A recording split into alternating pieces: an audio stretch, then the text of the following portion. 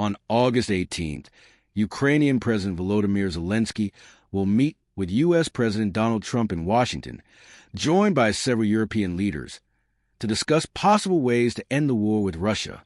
The talks come just days after Trump's summit with Vladimir Putin in Alaska, where Moscow outlined new demands. What Russia wants. According to Reuters, Russia is pushing Ukraine to withdraw troops from Donetsk and Luhansk in exchange for halting attacks in Kherson and Zaporizhzhia, and possibly returning small areas in Sumy and Kharkiv. The Kremlin also insists on recognition of Crimea as Russian, lifting some sanctions, official status for the Russian language, protection of the Russian Orthodox Church, and Ukraine abandoning its NATO bid.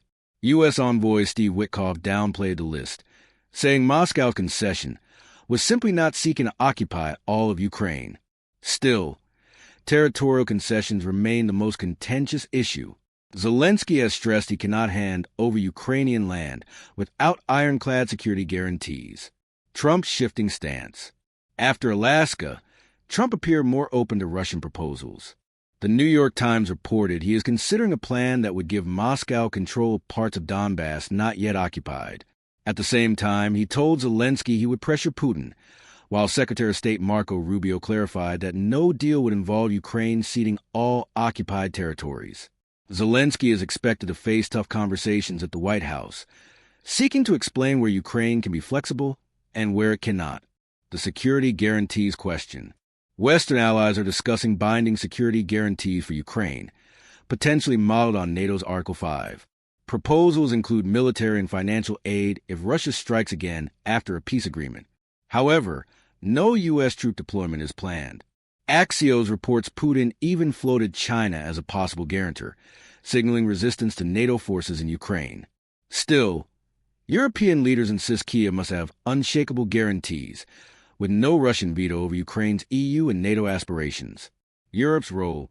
Europe will be central in today's discussions. EU countries hold most of Russia's frozen assets and remain key financiers of Ukraine's defense, though their role in weapon supply is smaller. Leaders including Ursula von der Leyen, Giorgia Meloni, Friedrich Merz, Emmanuel Macron, Keir Starmer, and Alexander Stubb are accompanying Zelenskyy to Washington. Their goal: back Zelenskyy in talks with Trump, avoid a repeat of past public disputes, and present a united front on what a fair peace might look like. What's next? According to Bild, Trump will first hold a one-on-one meeting with Zelenskyy before a joint session with EU leaders. German Chancellor Merz said the aim is to exchange views on negotiations, but Trump is pushing for a quick outcome. Axios reports a trilateral Trump-Zelenskyy-Putin meeting could happen as soon as August 22nd, raising fears that Kiev may come under heavy pressure in the days ahead.